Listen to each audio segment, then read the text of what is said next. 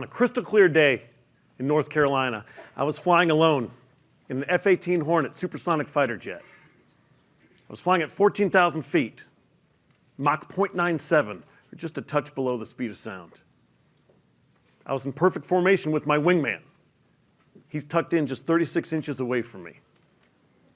I'm the flight lead, and my wingman is the best wingman in the Navy, which is to say that he's the best in the world. Just before I call for our next maneuver, just like a Bugs Bunny cartoon, I started seeing stars. Then I lose my peripheral vision, tunnel vision. You see, our eyes are our most sensitive organ to oxygen deprivation. I didn't know it yet, but my onboard oxygen generating system, or OBOGs, had failed. I was breathing bad air, and I was hypoxic, suffering of lack of oxygen to the brain. Another breath, and I gray out. That means I'm totally conscious, I have all my motor skills, I simply can't see. I said to my wingman, Mordo, I think I'm hypoxic. Just then this wave of euphoria comes over me, and I felt better than I've ever felt in my entire life. What I would imagine it feels like to be stoned. As I told Mordo I was hypoxic, he responded with the correct procedure for that. He told me to pull the green ring. But picture where I am. I'm in this dark, euphoric state, hearing his voice from what sounded like way down the hall. Pull the green ring. I sat there marveling at the brilliance of Mordo's idea. I'm thinking, that guy's so great. I mean, that's what you do when you're hypoxic. You pull the green ring. That's just a little green handle outside my left thigh on my ejection seat that gives me emergency oxygen. Another breath, more euphoric. My flight physiologist and flight surgeon told me I was less than 2 seconds away from losing total consciousness. When again, Mordo's voice came down that dark hallway. I heard him screaming now, Jack, pull the green ring. Jack, come back to me. I need you to pull the green ring. Well, somehow my left middle finger found its way to that green ring and pulled it. A few breaths and I was totally back to normal, totally good to go. Militarily, I outranked Mordo. Within this flight, my position of flight lead is far senior to his position of Dash 2, or the wingman. Everything within our hierarchy says that I tell him what to do and not vice versa. But we're also wingmen. And that is very simply, you watch my back, I watch yours. You see, Mordo has not only the authority, but the responsibility to tell me what to do. To keep me alive, to keep our formation intact, and ultimately to achieve mission success. Regardless of rank, gender, race, experience level, all wingmen are equal. And because of that, Mordo saved my life. It wasn't the first time, nor would it be the last, that were it not for my wingman, I'd be dead. Good afternoon, everyone. I'm Jack Becker, and 14 years ago, I founded Flight Level Solutions. We're a group of fighter pilots, physicians, and human performance experts with one goal in mind: helping you reduce human error. I'm not going to teach you how to fly an F-18 today, unfortunately, but I'm going to take you on a mission. I'm going to take you on a mission to reduce your mistakes. And I need you to come with me on this mission. I'm going to teach you a process that US fighter pilots and NASA astronauts use every day to achieve peak levels of human performance. And you need to come with me on this mission, because every person in this room is plagued with a problem that you and members of your team, whether you know it or not, have been duplicating and repeating mistakes on the job. Like I said, you may not even know it that you've been doing it. I'm going to teach you how we'll get rid of that today. I'm a combat decorated F-18 pilot, instructor pilot, air show demonstration pilot, but most importantly for our talk today, I was the Navy's chief instructor in this process called CRM, Crew Resource Management. It truly is the method of why US fighter pilots are the best in the world at what we do. A lot more goes into being a fighter pilot than just wearing Ray-Bans, playing beach volleyball with your dog tags on, sitting around a grand piano playing Great Balls of Fire. It's funny, my wife says, do you know how to tell if somebody's a fighter pilot? Just give them a second, they'll tell you.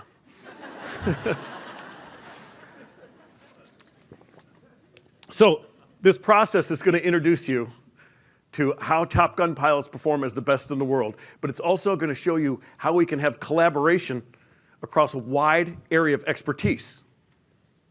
Sounds a lot like a lot of the organizations in this room today, right? Ogletree Deacons. Bert, that hits home with me right there. But the process helps fighter pilots capture errors in a high-risk, challenging environment. And I'll tell you how we do it. It has this camaraderie that we certainly start in boot camp, right? But this process, once implemented, can help your people develop it rather quickly.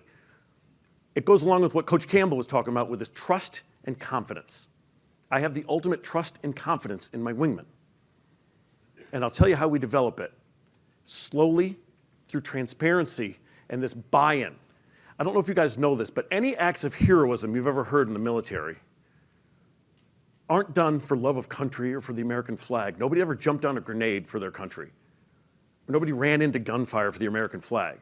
If you ask any of these heroes why they did that, why they would risk their lives like that, it's for their brothers and sisters in arms with them. It's for the people in their unit. Imagine developing that kind of camaraderie and buy-in with your team. This process helps you do that. Our goal is to capture errors, like I said, so we don't repeat them.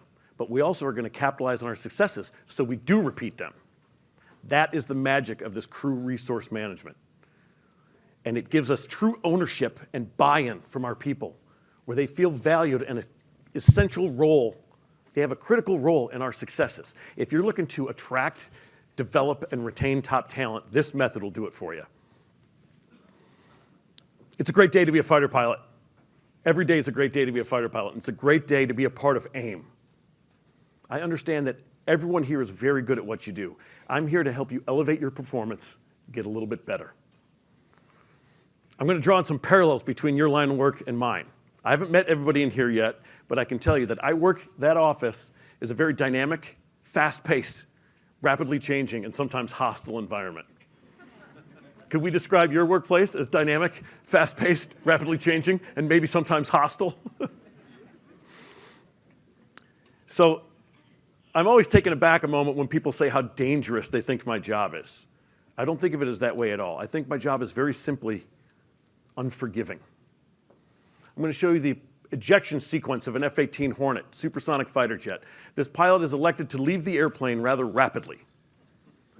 He's pulled a yellow and black handle between his legs that activates these explosive charges that first get rid of the canopy. That's just so Goose in the back doesn't get killed. Remember, that's how he... But this is a single-seat fighter jet, so the first thing that goes is the canopy. Next, a 30G, or 30 times the force of gravity, booster rocket underneath my seat blasts us out of the cockpit.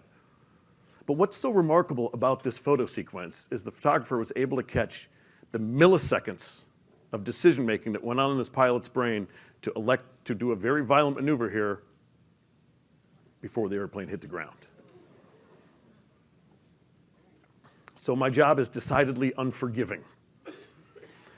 We in naval aviation were forced to get better, kind of aviation-wide with commercial and civilian aviation as well, but naval aviation specifically, we were forced to get better. Last year, we suffered 4 Class Alpha mishaps. That means a destroyed airplane or loss of life. We suffered 4. At the dawn of the jet age in 1954, anybody care to guess what that number was, flying almost the same amount of flight hours? Any guesses? 500, 3,000? I'll show you what that number was. Wait for it. There's a punchline coming. Yeah. We were crashing them faster than we could build them. So we were forced to get better. And by implementing this process, we did so to the tune of a 99% improvement.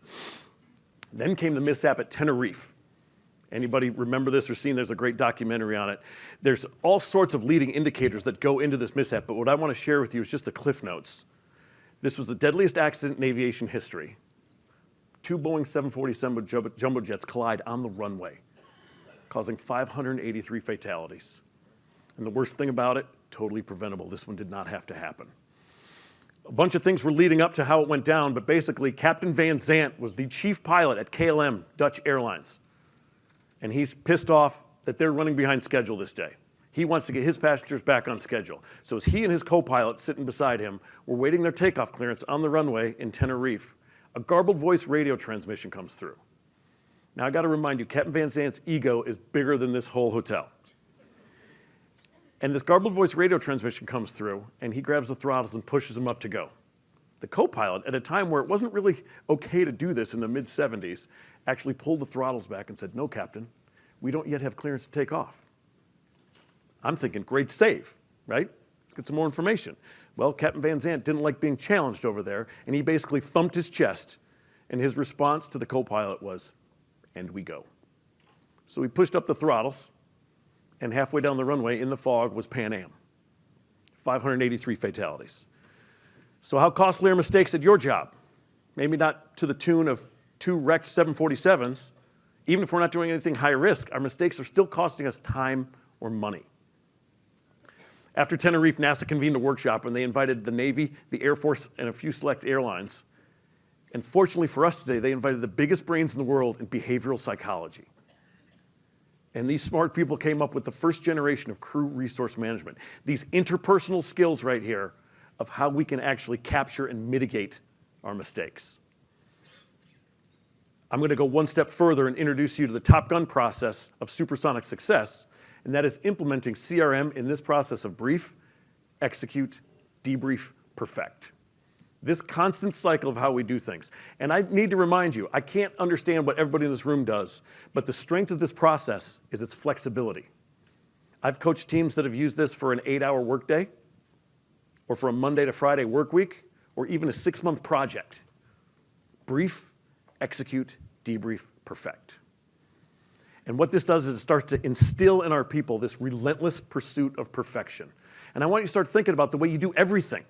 Even mowing my lawn last weekend, when I finish it, I take a look at it and say, what didn't go real well with that? What did I not do well? What did I do well? How can I do that a little bit better next time? This relentless pursuit of perfection. One of the tools we use in this pursuit is standardization. Taking away all the variables we can from anything that we're doing and removing the variables and doing our jobs the way they're supposed to be done. Standardized.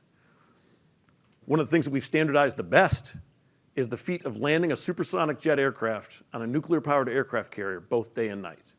You saw what the numbers were in 1954 when we were doing it with cowboy rules. We're not doing it very well. Now we do it to the reliability that's up to the nuclear code for HR or high reliability organizations. We've gotten a lot better at it. This is my view for the last 18 seconds of the flight. I'm striving to land a 50,000-pound airplane on a nuclear-powered aircraft carrier, and I have to go through a 14-inch vertical window to do it. If I hit that 14-inch window, my hook will engage the 4 cables strewn across the flight deck, and I'll stop from 170 miles an hour to 0 in 200 feet. It feels very much like a car accident. We're quite often bruised in our shoulders and torsos, our hips, anywhere we're strapped to the airplane, it ends up with bruises. And it's a violent maneuver. But 14 inches too high, and I miss the wires. That's tactically significant and professionally humiliating. I'm going to get yelled at by the captain of the ship and the CAG because the captain of the ship, he or she doesn't like to turn their ship into the wind in order to land all these airplanes because it makes us vulnerable to enemy torpedo attack. So every time I miss the wires, the ship needs to keep steaming into the wind. So it's tactically significant, and I can't overemphasize how professionally humiliating it is. 14 inches too low, well, that's even worse. I don't like being 14 inches too high because it's embarrassing. 14 inches too low results in a ramp strike, which is almost always a class alpha, almost always a fatality. No time to hit the ejection.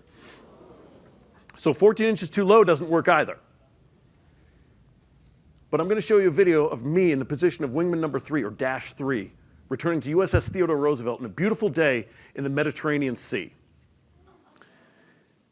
On this day, my flight lead, her call sign is Sable from the American Gladiators. She leads us in at 600 feet and 600 knots, just under 700 miles an hour. And we're going to come into the ship as fast as we can to land as many airplanes as we can in a short amount of time.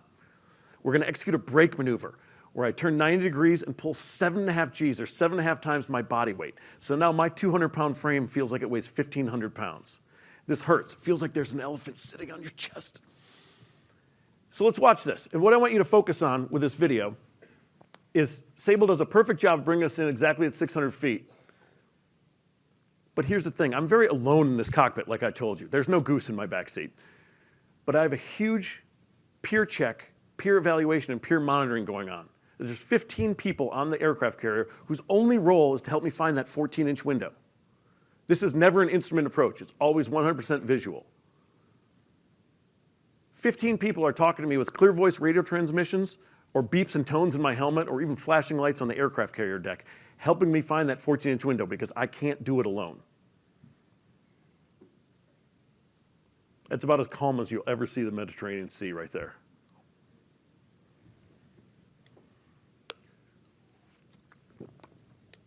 Not a bad landing, safe and efficient, about 3 inches low. Safely aboard. You'll see the little deviation which caused me to go low right here. Right there, didn't need it. Would have been perfect. Peer check, peer evaluation, and peer monitoring. I need those people to help me find that 14-inch window. And here's the interesting thing. I got to do this again tonight after the sun goes down. So we doubled the amount of people to 30 people helping me find that 14-inch window. This is what it looks like at night, and there's not that much to see. I will tell you, if you ever meet a naval aviator that says they didn't mind night aircraft carrier landings, they're either lying to you or they're certifiably insane. So, what's exciting about this process that we implement is that everything that you do starts getting better. Your output, productivity, efficiency, safety. Your folks just start doing their jobs better. And this is not academic, it's not theory. We use this at speeds up to Mach 2. Twice the speed of sound when things are happening fast, when we're making life and death decisions.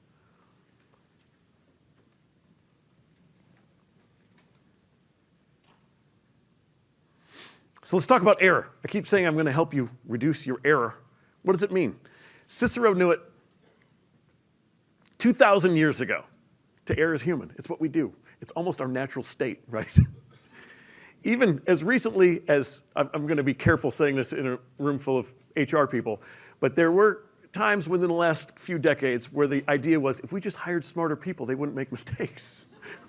Cicero knew this 2,000 years ago. That's not the case. What we need to do is mitigate and capture these errors while they're small and inconsequential before they lead to an error of consequence, certainly an error of catastrophe.